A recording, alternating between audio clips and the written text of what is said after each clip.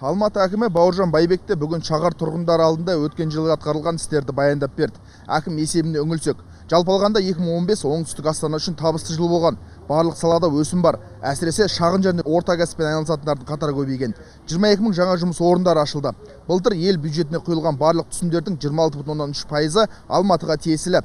Бұл орайда қала қазынасының шығындары қысқартылып, 30 миллиард теңгеге жуық қаражат үнемделгенін айта кету керек. Осы қаржы маңызды әлеуметтік мәселелерді шешуге, аз қамтылған тұрғындарды, ардагерлерді, мүмкіндігі шектеулі жандарды қорғауға, нан бағасын субсидиялауға бағытталды.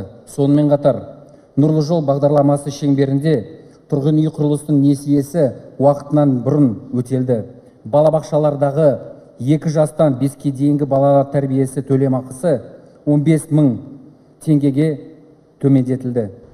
Дегенмен Алматыда әлі де болса шешілмей келе жатқан шаруалар жетерлік. Жастарды жұмыспен қамту, тұрғын үй құрылысы, экология, әсіресе көлік кептелісі мәселелері өткір тұр. Бауыржан Байбек осы және де өзге де жұмыстардан назардан тыс қалмайтындығына уәде берді. Бұдан бөлек, биыл Алматы өзінің 1000 жылдығын атап өтпек.